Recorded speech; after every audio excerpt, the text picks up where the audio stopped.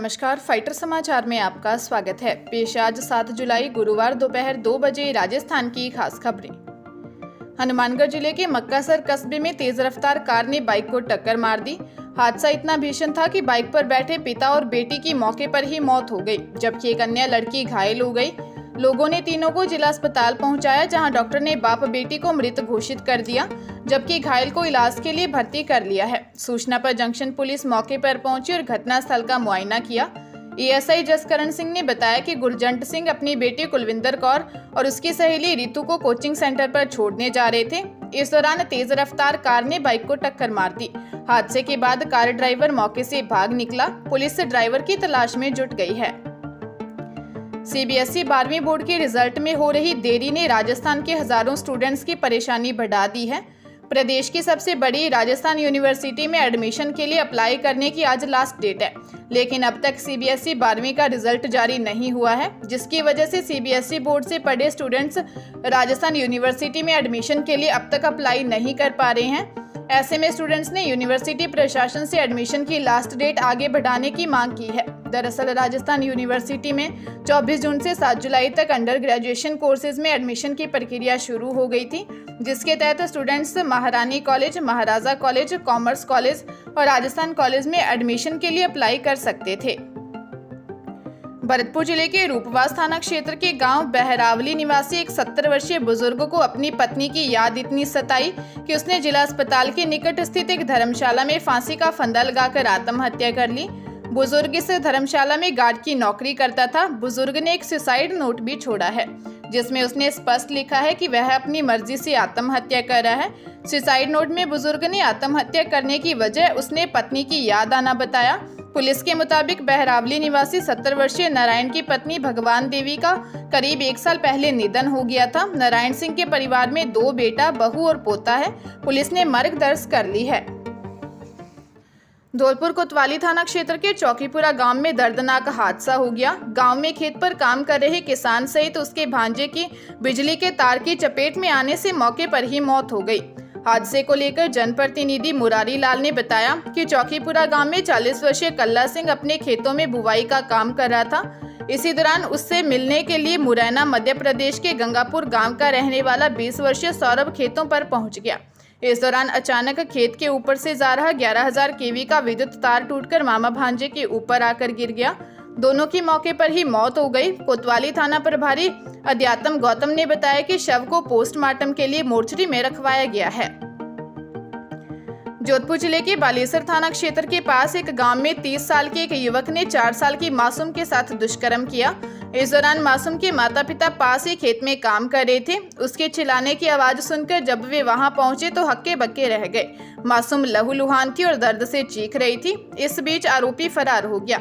Balesar police थाने के ASI गोपी किशन सिंह राजपुरोहित ने बताया कि मासूम के पिता ने बताया कि उनकी 4 साल की बेटी घर के सामने चारपाई पर सो रही थी। इस दौरान एक रिश्तेदार घर आया और मासूम को अकेला पाकर उसने उसके साथ दुष्कर्म किया। घटना की जानकारी मिलने पर डीएसपी राजूराम चौधरी और थाना प्रभारी समरवीर सिंह के निर्देशन में एएसआई गोपी किशन सिंह राजपुरोहित जाप्ते के साथ अस्पताल पहुंचे और बच्ची को जोधपुर भेजकर एक टीम को गांव भेजकर आरोपी को पकड़ लिया गया। पुलिस आरोपी से पूछताछ कर रही है।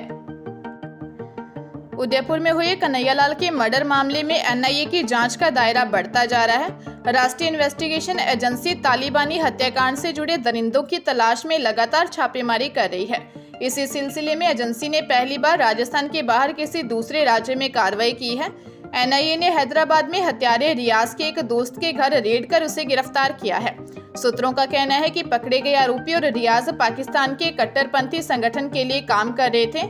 जानकारी के अनुसार एनआईए की जांच में आरोपी मोहम्मद गौस और रियाज अतारी को हैदराबाद कनेक्शन भी सामने आया है। जालोर के वालेरा मठ के महंत पारस भारती को ब्लैकमेल कर रुपयों की डिमांड करने वाले 3 आरोपियों को पुलिस ने गिरफ्तार किया है। पुलिस ने आरोपियों से मोबाइल, सिम कार्ड और बिना नंबर की कार जब्त की है। प्रारंभिक जांच में आरोपियों के पास कोई वीडियो या ऑडियो नहीं मिला है। पुलिस आरोपियों से पूछताछ में जुटी है। साइला थाना अधिकारी ध्रुव प्रसाद ने बताया कि आरोपी महंत को किसी आपत्तिजनक वीडियो और ऑडियो वायरल कर बदनाम करने की धमकी दे रहे हैं। आरोपी उस वीडियो या ऑडियो को डिलीट करने के एवज में रुपयों की डिमांड कर रहे हैं। पुलिस ने आरोपी 30 वर्षीय नगेंद्र सिंह निवासी जिठंतरी, 37 वर्षीय अभय सिंह निवासी जलोल और 38 वर्षीय छतर सिंह निवासी बाड़मेर को गिरफ्तार कर लिया है। डूंगरपुर के बिछीवाड़ा थाना क्षेत्र में कहासुनी के दौरान पति ने पत्नी के सिर पर पत्थर मार दिया। गंभीर घायल पत्नी की उदयपुर अस्पताल में 7वें दिन मौत हो गई। विवाहिता की मौत के बाद हंगामा हो गया। पियर पक्ष के सैकड़ों लोग हथियारों के साथ गाड़ियों में भरकर चडोतरे के लिए पति के घर आ गए। सूचना मिलने पर पुलिस मौके पर पहुंची और पीहर पक्ष के लोगों को रोका, लेकिन हंगामे से माहौल खराब हो गया।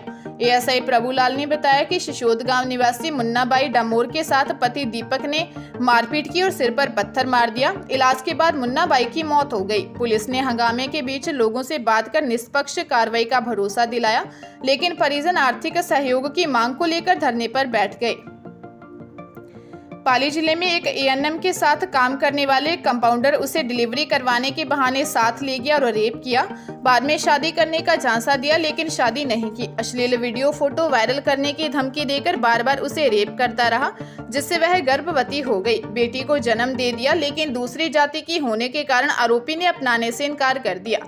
थक हार कर पीड़िता ने गत 6 मई को सोजत सिटी थाने में गुड्डा कला निवासी आरोपी कंपाउंडर भागीरथ चंद्र लाहौर के खिलाफ मामला दर्ज करवाया। उसने आरोपी पर उससे करीब 2.5 लाख रुपए भी लेने का आरोप लगाया है।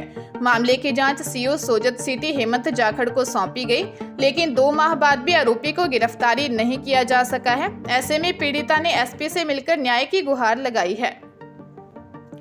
राजस्थान सरकार 5 लाख नए किसानों को फसली कर्ज देगी। गहलोत सरकार ने प्रदेश के किसानों को इंटरेस्ट फ्री लोन देने वाले केंद्रीय सहकारी बैंकों को क्षतिपूर्ति ब्याज सब्सिडी के तौर में 160 करोड़ रुपए का अमाउंट देने का फैसला लिया है कि सीएम गहलोत ने इसके फाइनेंशियल प्रपोजल को मंजूरी दे दी है। इस फैसले से केंद्रीय सहकारी बैंकों को रिजर्व बैंक ऑफ इंडिया की ओर से तय नॉर्म्स के मुताबिक पूंजी पर्याप्त अनुपात बनाए रखने में आसानी होगी। गहलोत ने साल 2022-23 के बजट में बिना ब्याज के फसली लोन देने की योजना के तहत 20,000 करोड़ रुपए के लोन बांटने का टारगेट तय किया है। साथ ही 5 लाख नए किसानों को भी फसली लोन दिया जाएगा। क्षतिपूर्ति ब्याज सब्सिडी के लिए दिए गए 160 करोड़ रुपए के फाइनेंशियल अप्रूवल से केंद्रीय सहकारी बैंकों की वित्तीय स्थिति मजबूत होगी।